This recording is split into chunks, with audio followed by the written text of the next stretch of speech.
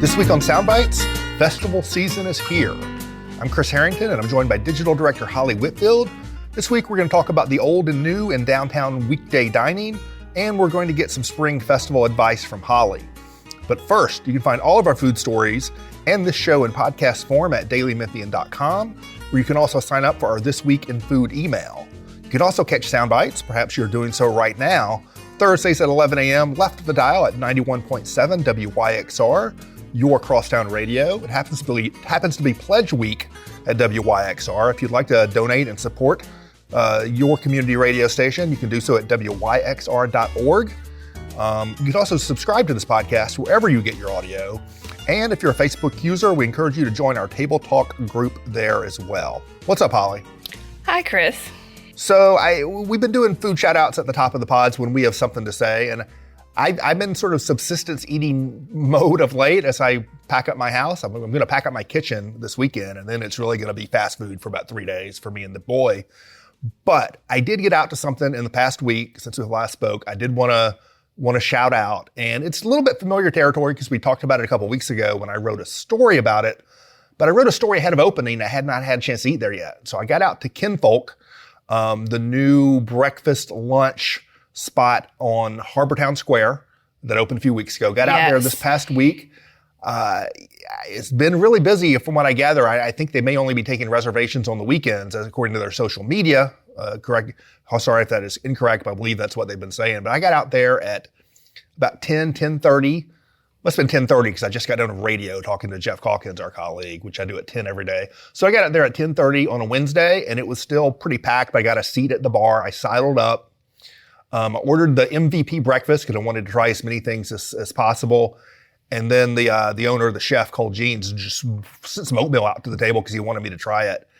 And I got to say, man, I've never had oatmeal that good. Yeah. What was so good about it? So, it was light, and maybe I'm just bad at oatmeal. My oatmeal is either too heavy or too light. This was like just right consistency. But there was just a lot of interesting stuff going on. There was brown butter. There was candied orange and pecans. And then they make a honey syrup. So they candy their own oranges for various things that they do. Wow. And then with the leftover orange peel and stuff from that, they make their own honey orange syrup. So that was going on in the oatmeal. Oh. It was really good. I think I don't know if I've ever gone in and intentionally ordered oatmeal at a restaurant, but I might have to do that. I have not. Yeah, either. But the other thing that I thought was really great was I got just a side of grits. You eat grits or hash browns, with your big breakfast. I got a side of the grits, and I don't know if those are the best grits I've ever had because that's a higher bar than the oatmeal. But they were up there, and they were particularly savory grits. There was like a herb, H-E-R-B. It was an herb oil going on in the grits. It's the British pronunciation. Yeah, along with some chive and some all-done salt, some cowboy butter. Man, it was really good. I got to say, sometimes it takes restaurants a little while to catch their groove. I've only eaten there once, but it was pretty great. Yeah, maybe all those years of pop-ups, they've perfected. Sort of honed things a little bit. Yeah, well, it's been extremely popular. It's all over social media, so I'm glad it lives up to the hype in a lot of ways. Yeah, no, as someone who loves Southern food, but I appreciate it's sort of an elevated, lighter kind of approach, but without being pretentious about it, Like I really like the approach to it. So it was quite good. I look forward to getting out there again and trying out some stuff I have not tried yet since I've only been there once. But that is my shout out this week. In terms of food news, we got sort of a confluence of stuff going on downtown this week. The Front Street Deli, longtime center of downtown Memphis staple, is recently reopened under new ownership. We had a story about that. Who wrote that story? Kristen Yates wrote that story last week. Kristen Yates wrote about that. Also, on the horizon, not open yet, but on the horizon, a little bit further down, further south in downtown, the folks behind the Green Beetle are opening a new place next door that's going to be Frank's Biscuits and Brisket, which in some ways is sort of similar to Kinfolk in that it's going to be sort of a Southern-oriented breakfast lunch spot that's going to be open, till mid-afternoon, basically, kind of thing. Then another piece of news, I believe Sophia Surratt wrote about this. Huey's downtown is closing for renovations as of April 16th. So you got a few more days to get to Huey's. If you want to eat Huey's downtown, it'll be back after they renovate. But these are all like, if you consider the Green Beetle and what that space that's going to be Frank's Biscuits and Briskets used to be, which we can talk about, these are all sort of classic, downtown worker, downtown resident, lunchtime kind of locations. This is very exciting for me, despite the fact that our office is no longer downtown. We moved at the wrong time. I feel like there was always kind of this, I worked downtown for many years, as did you. There's always kind of like this flux of restaurants doing this, reopening, new ownership, flipping around, reinventing classic spaces. And so you always had something going on. But then pandemic, that kind of halted. And at one point it was like, okay, well, we can go to Jimmy John's. Right. So let's establish... Before we go too far down memory lane, although I want to do that, let's establish our respective downtown worker diner or bona fides. Mm-hmm. You worked for a long time was it called Memphis Tourism at the time? It was Memphis Convention and Visitors Bureau, and then it became Memphis Tourism, just name change rather, and it was at Front and Union, essentially. Not the corner, because that's the deli, but next to that. And I worked for a long time at the Memphis Flyer Contemporary Media, which is down on Tennessee Street in Huey, basically. And then we were both, downtown until recently. We are sitting at the new Daily Memphian offices in East Memphis right now, but we were downtown at Daily Memphian offices on South Main. And then we both, at separate times, were at the Commercial Appeal building, sort of on the edge of downtown.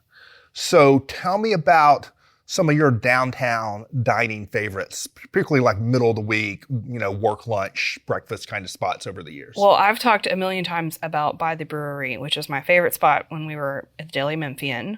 Prior to that, at Memphis Tourism, I do like a Huey's weekday lunch. They have enough variety on their menu. I feel like if you don't go there like every other day, but like every week. All right, I was into the Huey's. I have a Huey's question for you since we brought up Huey's. Yeah. So back when I worked at the Memphis Flyer, we did, I think they still do, the Best of Memphis issue every year. Yes. And every year the readers would vote best burger restaurant as Huey's. Mm-hmm.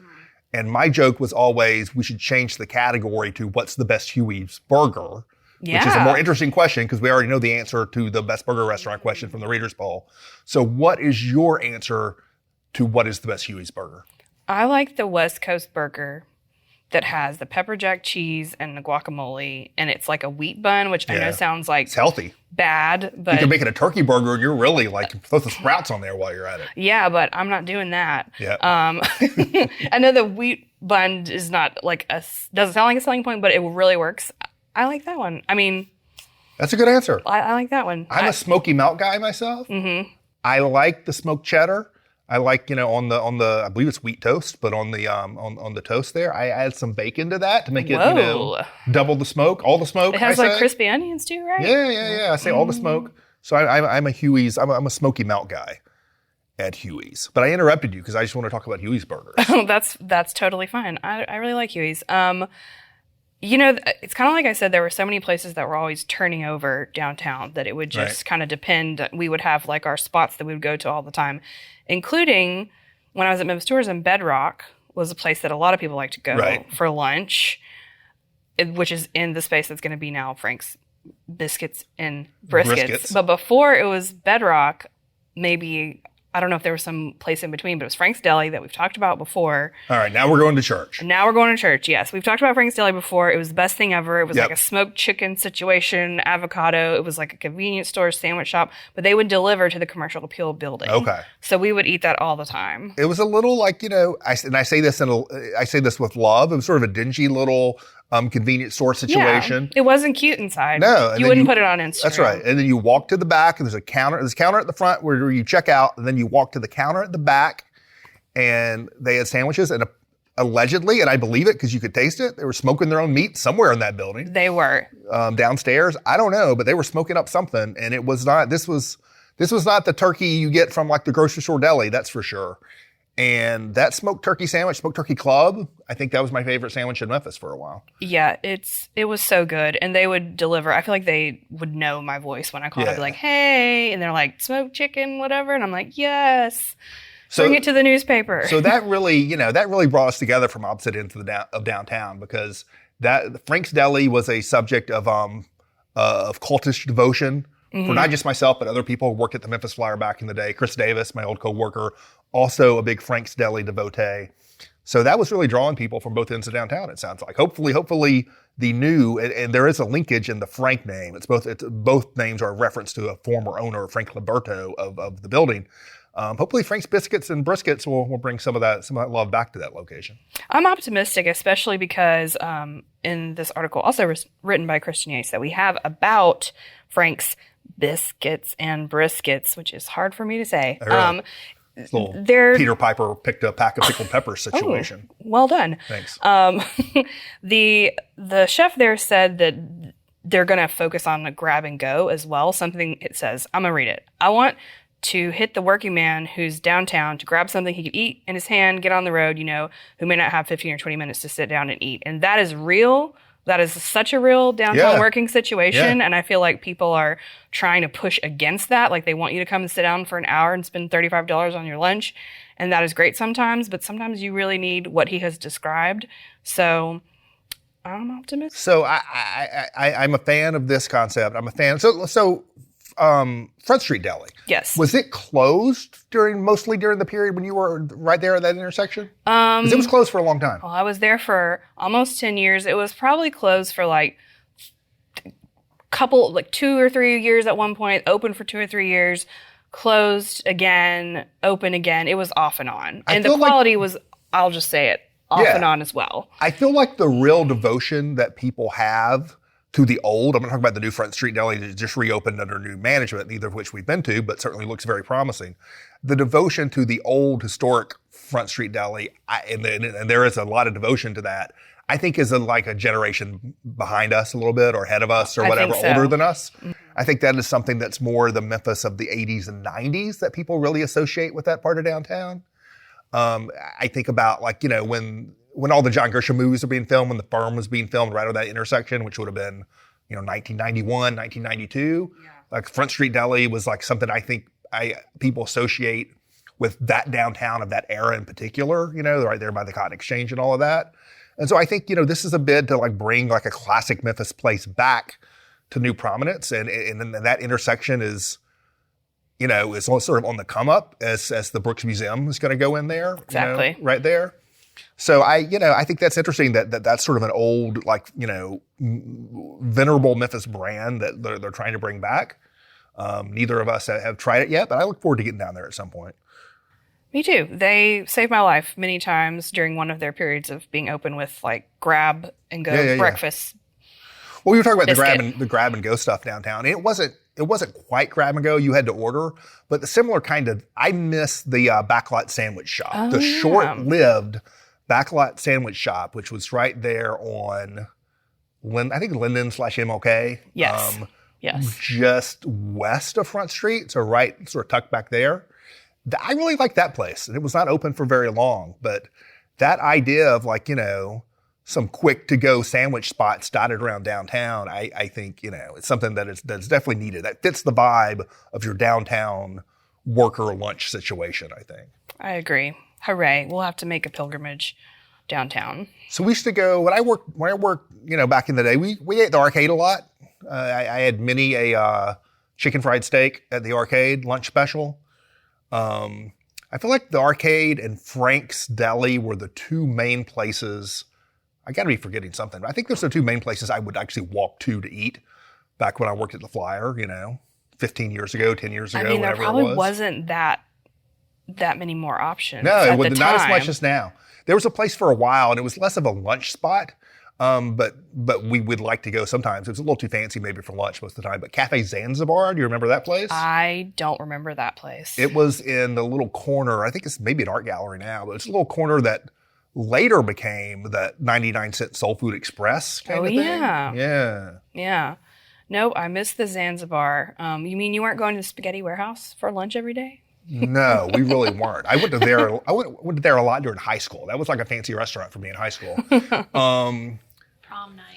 Prom night. We were fancier for prom night. We went to Paulette's for prom night. Oh my goodness. Yeah, really upscale. Paulette's on Overton Square. And then my senior year, we went to some place in the Peabody that was not Chez Philippe. I don't remember whatever the secondary restaurant was at that time. There's some other place downtown I was going to mention, but I just blanked. Natalie just zapped that thought right out of my head. I mean, the Majestic is good for lunch if you are I was doing more going of a to point sit-down. more to that end of downtown because Yeah. you were at the other end of downtown. So Yeah. the Majestic, still a classic downtown spot, still going strong.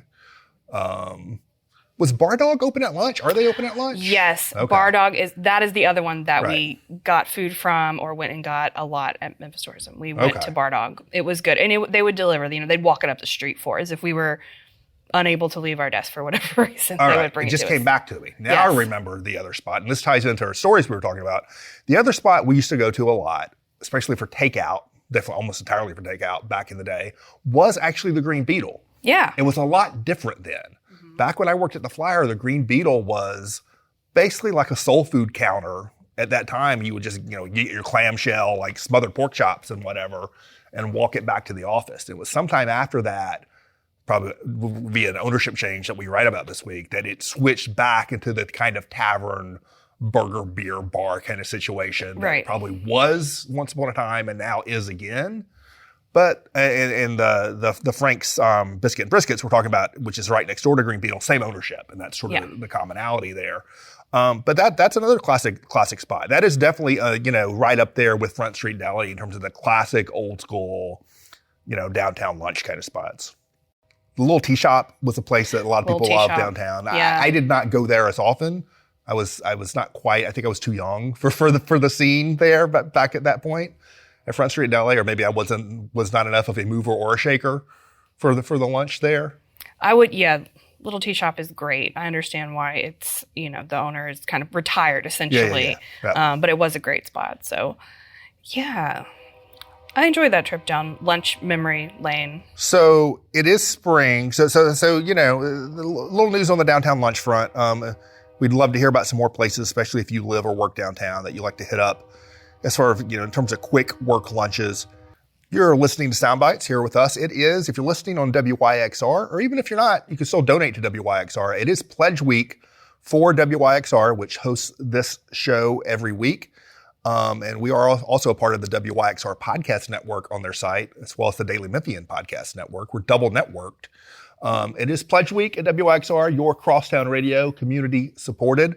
A partnership initially of the Daily Memphian and the University of Memphis and Crosstown.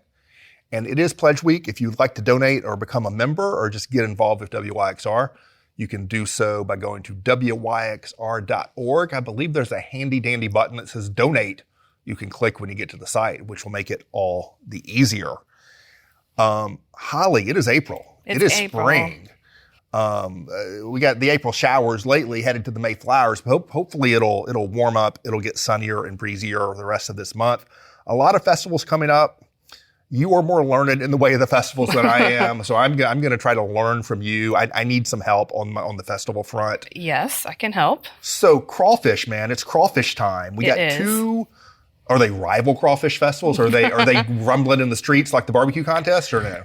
I don't think they actually are Okay. rivals. Not Anchorman style? No, the two big ones. But I do think Memphians tend to say Crawfish Festival, and they mean one or the other, and Okay. they don't specify. Well, for people who are not learned on the subject, and I'm frankly one of the people who's not as learned on this particular subject, tell me if I got it wrong, we got the Ragin' Cajun Crawfish Festival Yes. coming up April 21st downtown on Riverside Drive, Yes. somewhere on Riverside Drive. And then we got a week later, the Overton Square Crawfish Festival, which I'm going to go out on a limb and say is in Overton Square. You got it. It's on April 27th. So help me figure out which is which and what the difference is, and tell me about crawfish, because I'm scared of crawfish. Okay. Don't be scared of crawfish. And also know that it is about the experience of the crawfish boil, the festival. It's people definitely love to eat the crawfish. I'm not saying that's not an important part of it, but it's also the whole experience. You lay out your paper on a picnic table and you dump it out. You right? dump it out. I mean, you can do it a couple different ways, but you've got a giant pot. Somebody's got the seasoning recipe that they've had for however many years. They've got their crawfish hookup, which this year there's a little bit of a shortage. There's some climate change happening with crawfish. There's an article on our website if you're more interested in that, Daily Memphian, but we're going to keep going with festivals. So you're gathering around a big table, you get a giant plate of this shellfish, and you're kind of just everybody sitting there tearing it apart with their hands. You're drinking probably some beer, probably something kind of frosty beverage of your choice. There's music. I mean, growing up near the Gulf Coast, there's crawfish boils every weekend. Every kind of party is going to be a crawfish boil this time of year. So in Memphis, I think that there's two that are huge. Both of them shut down like what I consider major streets. The Raging Cajun, which is actually a fundraiser for Porter Leith, childhood support nonprofit in Memphis.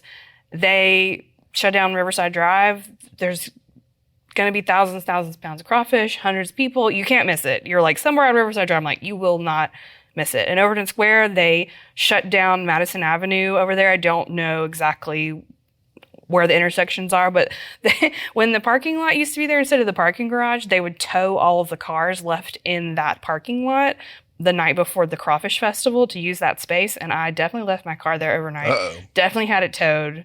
And they were like, oh, it's fine. We moved them all down the street. You didn't have to pay. But that always makes me remember how big of a deal that festival is. So if you're trying to get anywhere in Midtown on April 27th, good luck. It's party time. So don't be afraid of crawfish, though. There's lots of articles and videos online that show you how to eat them. Southern Living, I think, has a really good one. It's not that different from eating shrimp, honestly, or if you've, a crab leg, it's somewhere along those lines. Don't be scared. The thing that I would be worried about is the heat level, the spice heat level on the crawfish boil. I'm not worried about that. If you're not worried about that, I'm not worried about that. Then bring me your heat. There you go. So a lot of them are spicy, but you go, you pay they're usually free to get in, then you pay for however much per pound. No, I'm all the way with you on the vibe. Okay. And like when we go, we don't do it every year, but maybe every other year, we do a family vacation with my Memphis family down on the Gulf Coast and, beach housey kind of thing. And we always do a shrimp boil. Yeah. And, the same thing, your potatoes and your sausages, your little corns and the whole. Same thing. Great stuff. So I love the vibe. I love all of that. Give me a beer, but when I've gone, I've never actually gone to a crawfish festival, but I've gone to crawfish boils at like homes, right? Right. And I always pick around at the sausage and the potato because I don't know what to do with the crawfish. That's my thing. Yeah. I got to get over it. You got to get over it. I got to say though, this is the atmosphere for which you do this stuff. I'm going to get on one of my soapbox for 30 seconds.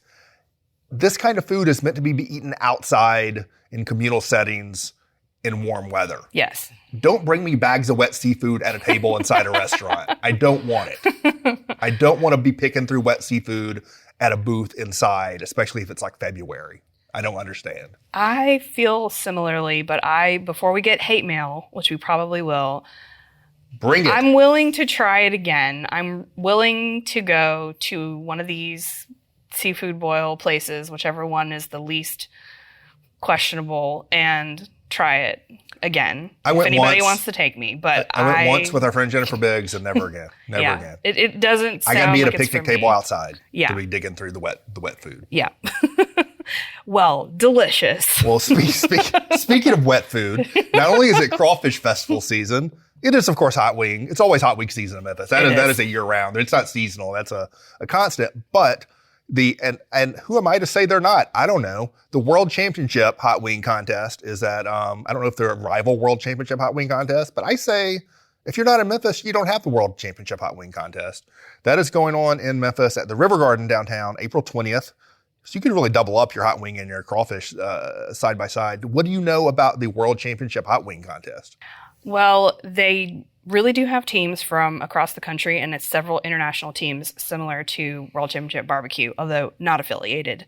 The Hot Wing Fest in Memphis has been going on for more than 20 years. It's a fundraiser for Ronald McDonald, I'll say that. And the thing that's always been cool about it is, again, unlike Barbecue Fest, anybody can try the competition wings, or at least the wings that the competition teams are cooking. I have been on a hot wing team once. I had nothing to do with the cooking. I was the person that would grab the plates of the freshly sauced wings from the team, take them to the front of the booth, and then as the people in the crowd, anybody would come up, give $1 or $2, get a wing. And all of that money went directly to the Ronald McDonald House. Like, The teams don't keep it. The teams are putting up the money for the wings. But what that allows you to do is try a bunch of different wings.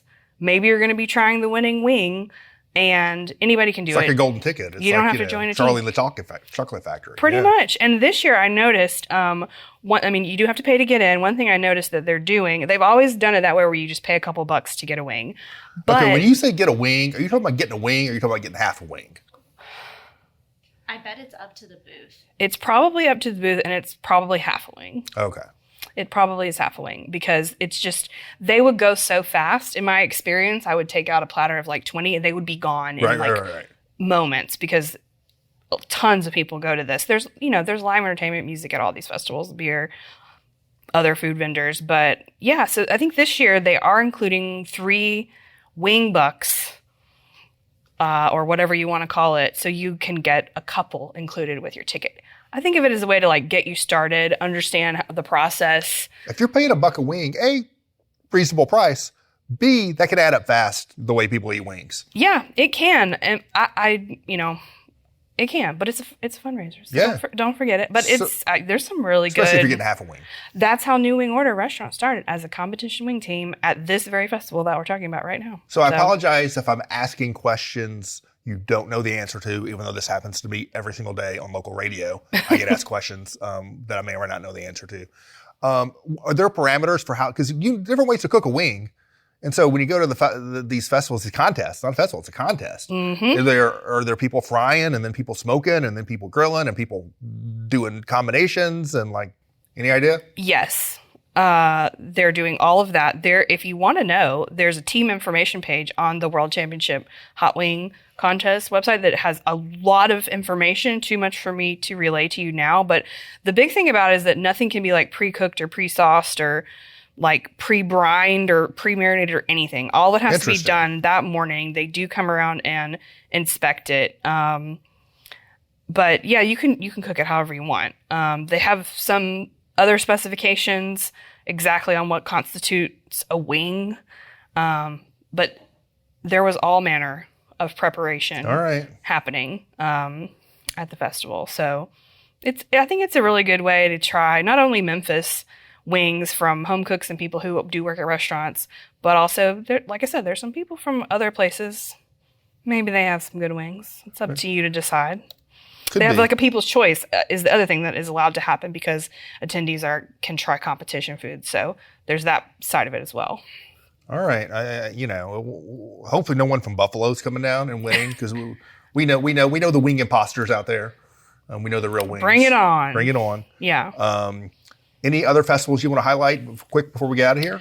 I hear there's like a new cocktail festival. There's a new cocktail festival. It is called the Memphis Cocktail Festival. I saw this come across my Facebook page some weeks ago, and I asked on my Facebook page, is this a scam? Is it real? There are a lot of these kind of cocktail, margarita, tequila fests that come through, and some of them are good and some of them are not. This one, however, the organizer is John Yeager. I think I'm saying that right. It might be Yeager. Sorry. And he's been running the Nashville Cocktail Festival for 10 years. It's very successful. He has connections to Memphis. He's done the cocktail program at places like El Mero Taco. And so he's the one organizing this through his cocktail consultant company. Okay. And it's going to be at the Commonwealth downtown, also on April 27th. Everything in Memphis has to be on the same 2 weekends. But it's, you get your ticket, you get a certain number of cocktail samples. But I would say this is probably a good cocktail one. Samples. This is the way it should be, probably. Yeah, little samples of cocktails. I'm sure that you could buy full-size drinks as well. Don't quote me on that. Right. We have a whole guide to food festivals, dailymemphian.com. By the way, there's 21 festivals on there. But Memphis Cocktail Festival, even though it's the first year, sometimes I am hesitant to tell people to spend their money on an expensive ticket for a first-year festival. But this one sounds like it's legit. And we talked to the organizer, and he knows the Memphis market well enough. I think it would be worth a shot for that one. All right. So a lot of festivals coming up this month. One more time before we get out of here, if you want to support WYXR, the station that broadcasts this show, along with our sibling show, Eric Barnes' Sidebar Show, you can go to WYXR.org and donate. It is Pledge Week at WYXR. And that is all for us. Talk to you next week.